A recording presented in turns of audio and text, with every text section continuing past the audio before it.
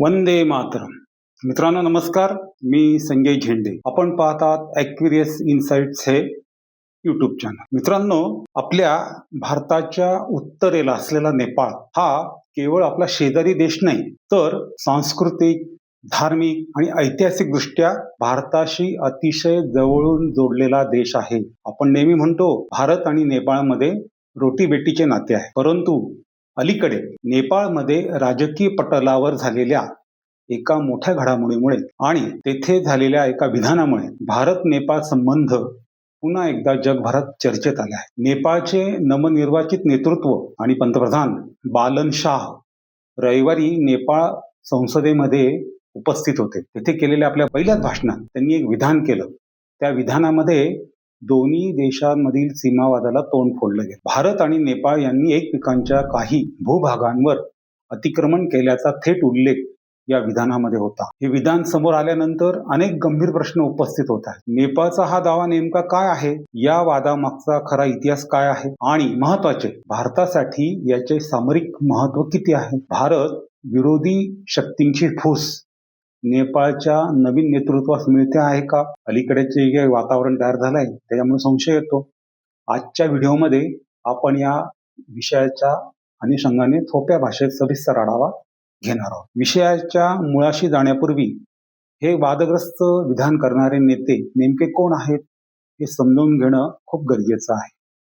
मित्रांनो, हे नेते म्हणजे पारंपरिक राजकीय घराण्यातून आलेले कोणी जुने जाणते राजकारणी नाही. हे आहेत बालन शाह. व्यवसायाने स्ट्रक्चरल इंजिनियर, क्षेत्राने रॅपर आणि सोशल मीडियावर प्रचंड लोकप्रिय असलेला एक तरुण चेहरा. 2022 मध्ये बालेन शाह यांनी कोणतीही राजकीय पार्श्वभूमी नसताना एक स्वतंत्र उमेदवार म्हणून काठमांडू महानगरपालिकेची निवडणूक लढवली आणि ते जिंकून संपूर्ण नेपाळला थक्क केले. त्यांची भ्रष्टाचार विरोधी प्रतिमा, जनतेशी थेट संवाद आणि तरुणांमधील क्रेज यामुळे त्यांचा प्रभाव नेपाळमध्ये झपाट्याने वाढला. या स्थानिक यशानंतर त्यांनी राष्ट्रीय राजकारणात उडी घेतली आणि स्वतःला नेपाळच्या प्रस्थापित राजकीय व्यवस्थेला एक सक्षम पर्याय म्हणून सादर केले. आज ते नेपाळच्या राजकारणातील एक अत्यंत महत्वाचा आणि तितकाच आक्रमक चेहरा बनले आहे. आता वळूया आजच्या मुद्द्याकडे, म्हणजे सीमावादाकडे. भारत आणि नेपाळ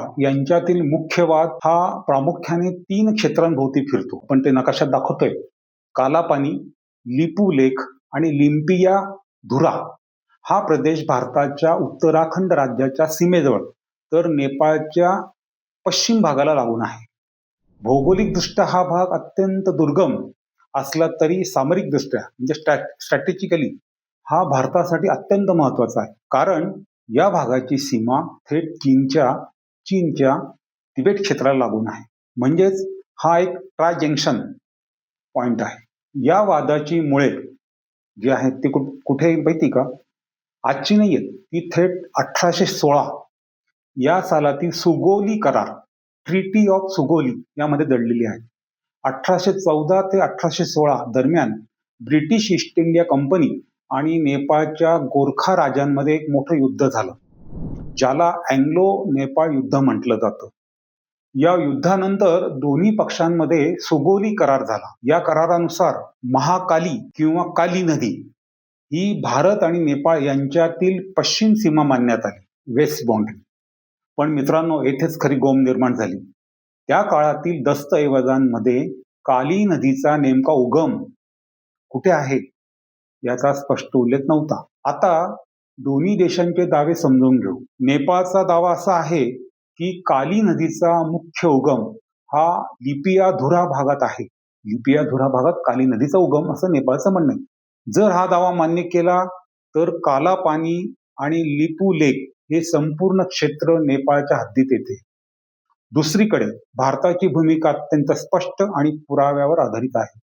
भारताच्या मते नदीचा उगम कालापानी परिसरातील एका दुसऱ्या प्रवाहातून होतो आणि त्यामुळे हा संपूर्ण भाग ऐतिहासिक काळापासून भारताच्या सीमेत येतो. सर्वात महत्वाची गोष्ट, आजच्या घडीला या भागावर प्रत्यक्ष प्रशासन, ऍडमिनिस्ट्रेशन आणि सुरक्षा नियंत्रण हे पूर्णपणे भारताकडेच आहे. 2020 मध्ये या प्रश्नाला अचानक मोठे आणि आक्रमक वळण मिळाले.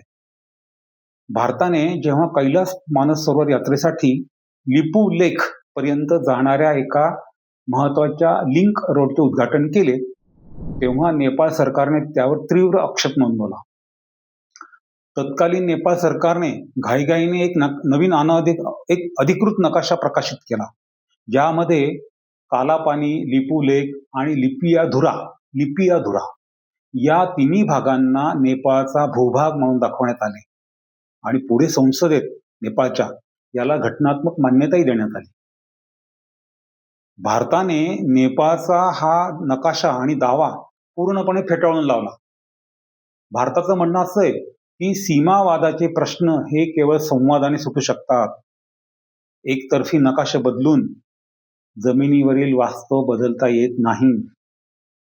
मित्रांनो, या संपूर्ण विषयाकडे आपण केवळ एक सामान्य सीमावाद म्हणून पाहून चालणार नाही, कारण भारताला आधीच आपल्या सीमेवर 2 अत्यंत मोठ्या आव्हानांचा सामना करावा लागतोय. तुम्हाला माहिती असेल, पहिलं म्हणजे चीन सोबतचा सीमावाद, विशेषतः लडाख आणि अरुणाचल प्रदेश संदर्भातील मतभेद अजूनही पूर्णपणे शांत झालेले नाही.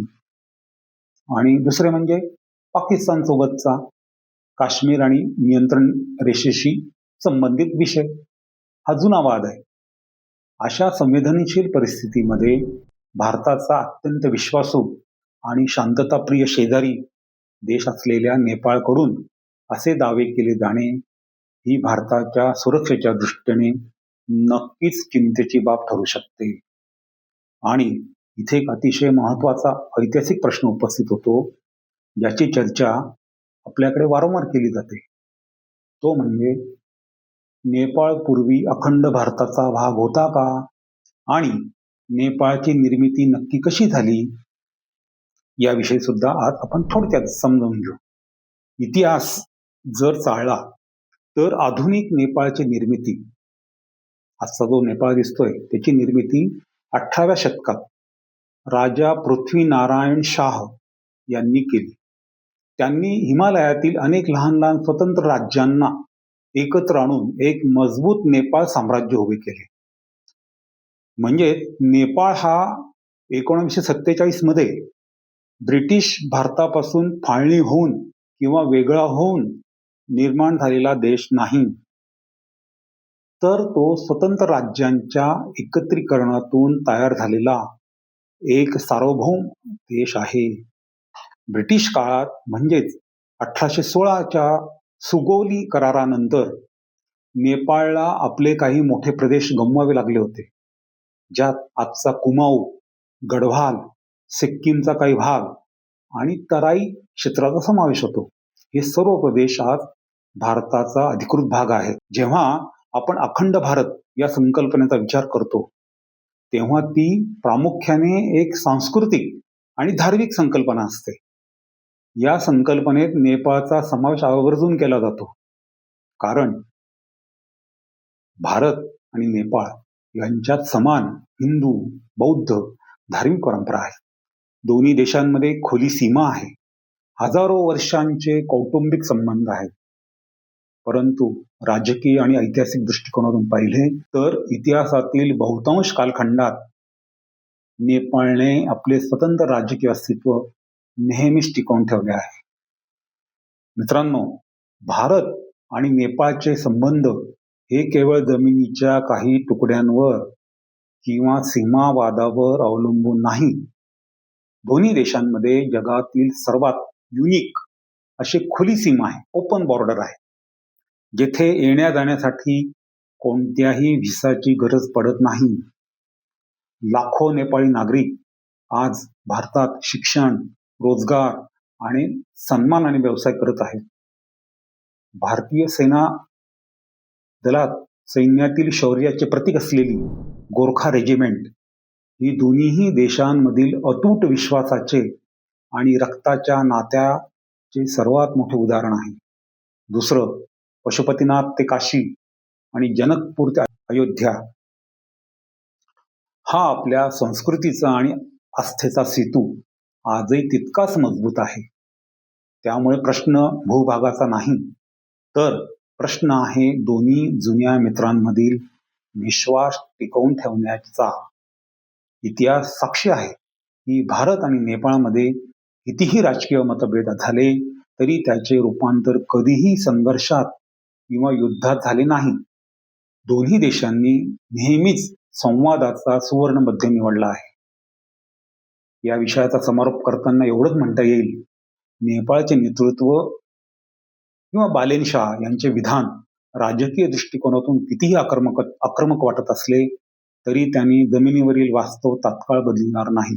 1816चा सुगोली करार, त्यानंतरचे ऐतिहासिक दस्तऐवज आणि प्रत्यक्ष नियंत्रण या सर्वांचा सारासार विचार करूनच यावर अंतिम तोडगा निघू शकतो. आणि दोन्ही देशांच्या हितासाठी शांततापूर्ण चर्चा आणि परस्पर विश्वास हाच एकमेव आणि सर्वोत्तम पर्याय आहे. तुम्हाला या संपूर्ण विषयाबद्दल काय वाटते? भारत नेपाळचे संबंध, भविष्य आणि आगामी वाटचाल ही कशी असू शकेल हे कमेंट्समध्ये नक्की सांगा. धन्यवाद. जय हिंद.